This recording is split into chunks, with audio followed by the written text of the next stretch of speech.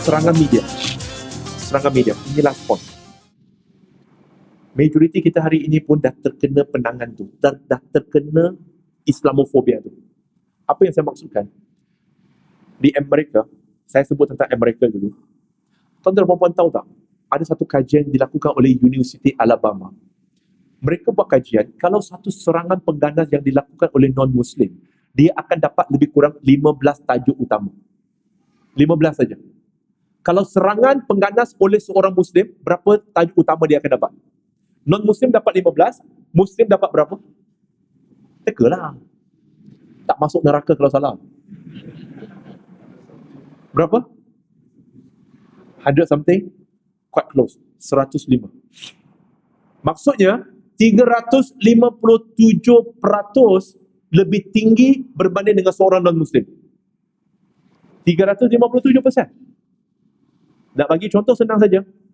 Negara yang paling dekat dengan kita, di utara adalah Thailand, di selatan adalah Singapura.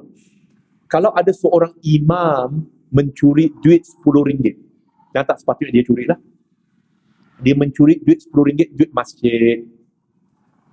Dia akan muncul di mana?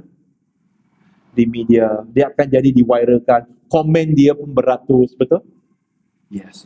Saya nak tanya tuan-tuan dan puan-puan, pernah baca tak satu laporan media di sebelah selatan tanah air, di Singapura, seorang pastor beragama, pastor tu Kristian, seorang pastor yang bernama Pastor Kong Hee, dia telah songlap duit gereja sebanyak 50 juta Singapura dolar. Pernah baca tak? Tahu kenapa tak pernah baca? Sebab tak dia untuk berlaku adil, mereka ada laporkan, tetapi laporannya sekadar bintasan macam tu saja. Tapi kalau Muslim, laporan tentang perkahwinan bawah umur selalu kena siapa? Nabi kena satu hal. Yang selalu kena ialah orang Islam. Tapi tuan-tuan dan puan-puan tahu tak, mengikut statistik, dari segi peratusan, perkahwinan bawah umur yang melibatkan non-Muslim itu jauh lebih tinggi berbanding dengan Muslim. Tapi selalu yang kena siapa? Tahniah, welcome to the club. Itu cara mereka secara sistematik. Tapi tuan-tuan dan puan-puan tak perasan. Tahu tak kenapa semua ini adalah bersistematik? Tuan-tuan dan puan-puan, perasan ke tidak, boleh dikatakan hampir setiap hari, insya-Allah hampir setiap hari, pasti akan ada berita tentang orang Islam yang teruk ataupun Muslim yang teruk di satu ceruk mana yang kita tak tahu pun. Tapi media-media ini, dia boleh cari berita itu, jadikan berita di Malaysia. Apa kena mengena apa yang berlaku di Afrika dengan kita? Nothing to do dengan kita. Tetapi akhirnya, diletakkan kat sini. Tahu kenapa tuan-tuan dan puan-puan? Sebab bila serangan media ini, saya dulu dari media. Bila serangan media ini bertalu-talu, sehingga kita jadi lidah pun kelu, tak mampu nak menjawab, kita yang dah tua ini, bukan tua mana.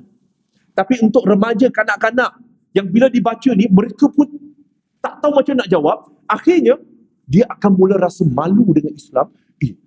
Teruknya Islam, kahwin dengan kanak-kanak. Walaupun faktanya ialah, mereka kahwin lebih ramai, bawah umur. Tetapi sebab di-highlight selalu, yang kahwin bawah umur ni adalah Muslim, yang curi duit ni Muslim, rasuah ni Muslim. Seolah-olah non-Muslim tak rasuah. Akhirnya, orang Islam dia akan rasa malu dengan Islam. Dia kata, teruknya agama aku. Yang salah tu bukan agama. Yang salah itu ialah orang itu.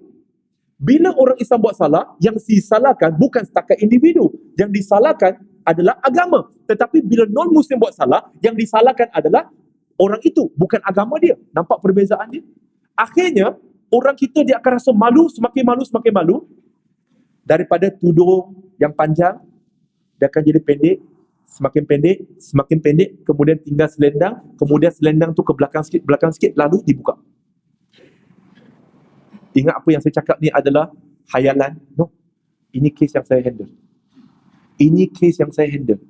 Ini adalah kajian di Amerika Syarikat juga. Bagaimana structurize Islamofobia yang berstruktur ini, yang berstrategi ini. Dia akan menjadikan umat Islam rasa malu dengan Islam. Macam mana aku nak defend? Tak boleh defend lah. Islam teruk. Bila dia rasa malu dengan sesuatu, contoh, kalau kita pakai satu baju yang nampak janggal, pelik, gila punya, lepas tu semua mata tengok kita, semua orang tengok kita, kita akan buat apa?